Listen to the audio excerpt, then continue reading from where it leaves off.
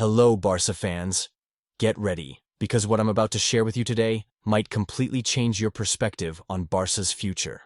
In recent days, movements have been uncovered that go far beyond simple transfer rumors. We're talking about strategic decisions that are shaping the Barcelona of the coming years, with key figures already pulling strings behind the scenes. Hansi Flick has launched an operation on 3 fronts: a winger who could revolutionize the attack, a midfielder everyone wants to steal from us, and, surprisingly, unexpected income coming from Italy. Plus, a former Barça player has spoken openly about his golden dreams and his time at Camp Nou. If you're one of those fans who wants to stay ahead of every move before anyone else, subscribe to the channel, drop a like, and activate that notification bell, because what's coming next are exclusives that will define Barça's path forward.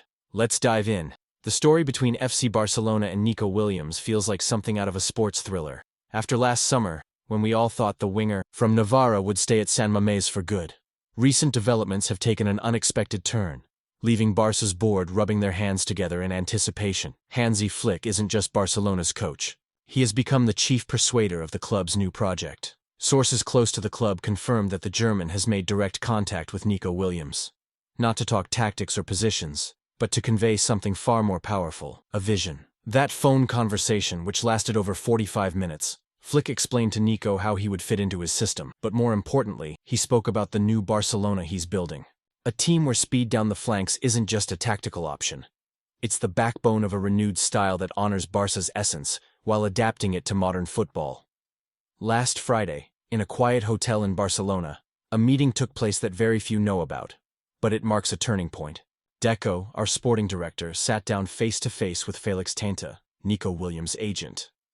This wasn't a casual or polite get-together. It was a working meeting with real numbers and deadlines on the table. The difference from last summer's negotiations is massive.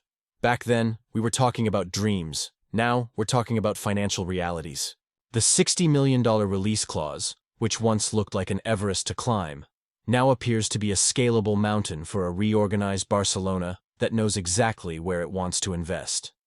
Now, many of you are asking the legitimate question: why Nico Williams and not Luis Diaz from Liverpool?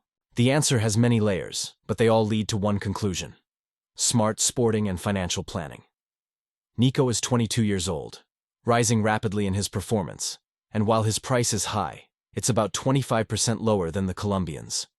But more importantly, his profile fits Flick's philosophy like a glove.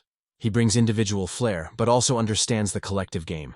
At Athletic Club, he has proven he can thrive in a tactically demanding system, pure gold for a Barça that needs intelligent wingers. There's also a psychological factor we can't ignore. Nico already shares the locker room with Lamine Yamal, Gavi, Pedri, and Alejandro Balde in the Spanish national team. That natural chemistry would make his adaptation much smoother. Something we've learned is essential after seeing signings in the past struggle with long adjustment periods. If someone had told you 2 years ago that Ez Abde would become a source of income for Barcelona without even playing for the first team, you'd probably have thought they were crazy. But modern football is full of such paradoxes, and Masia continues to be a value-generating machine, even when its products shine away from Camp Nou. Italian club Como, now managed by Cesc Fabregas, has set its sights on Ez Abde with a level of determination bordering on obsession, and rightfully so. The Moroccan winger just completed a spectacular season with Real Betis, recording 9 goals and 5 assists in 49 appearances, numbers that reflect a player who's found his best form. Cesc knows La Masia's potential inside out, and he sees in Abde exactly what he needs for his Como project: a technical, fast, and unpredictable player with a burning desire to prove he belongs at the top of European football. Here comes the part that matters most to us as Barça fans: the financial aspect. When Barça sold Abde to Betis, they retained 50% of any future sale and included a $25 million buyback clause. However, circumstances forced the club to give up an additional 30% of those rights when cancelling Vitor Roque's loan, leaving Barcelona with 20% of any future transfer. With Como ready to offer between $18 to $20 million, Barça's coffers would receive around 3.6 to 4 million.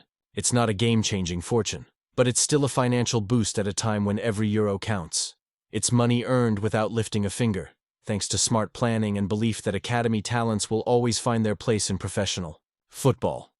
This operation perfectly illustrates how Barcelona has learned to make the most of its youth system. It's no longer just about developing players for the first team, but about creating an ecosystem where every talent can generate value for the club, whether wearing the Blaugrana shirt or shining elsewhere.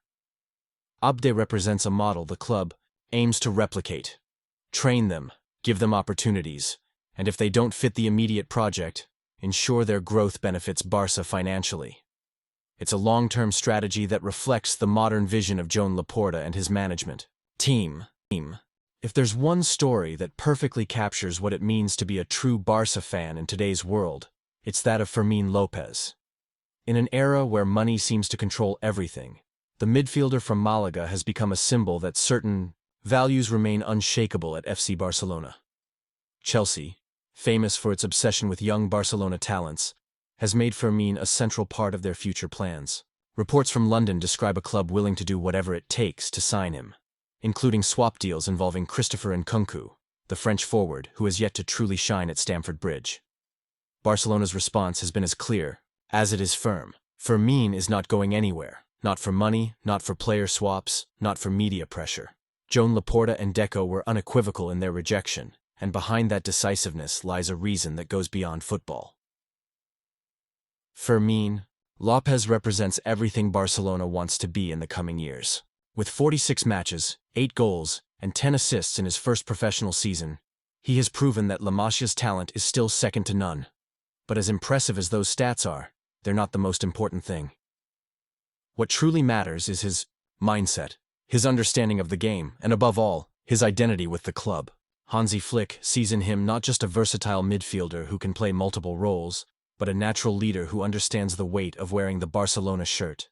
With Gavi recovering, Dani Olmo bringing experience, and Pedri establishing himself as a key figure, Fermin completes a midfield puzzle that has everything needed to dominate Europe over the next decade. His ability to arrive in the opponent's box, his intelligence in finding spaces, and his composure in front of goal make him irreplaceable. Rejecting Chelsea's offer is not about stubbornness, it's strategy. Barcelona knows they have a player who could be worth triple in 2 years. But more importantly, they know they have someone who never wants to leave because he already feels at home. Ousmane Dembélé's recent interview with France Football has sparked a lot of conversation. Not for the reasons many expected. The French winger, now at PSG, showed a level of maturity in his words that contrasts with the image many had of him during his time at Barcelona. Now 28, and coming off a spectacular season in Paris, 33 goals and 15 assists in 49 matches, Dembélé openly expressed an ambition he had never verbalized so clearly before. The Ballon d'Or. It's the holy grail on an individual level, he confessed, revealing a competitive hunger we may not have appreciated when he wore our colors.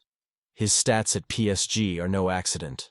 Without Mbappé, Dembélé has taken on offensive responsibility with a maturity many doubted he could achieve. He's shown consistency, always his weak point, and that has opened doors to dreams once thought out of reach. But the most striking part of the interview wasn't his ambition, but his self-awareness regarding his Barcelona years. I arrived young, played from age 20 to 26, and had a lot of physical issues, he admitted with a level of honesty few players show in public.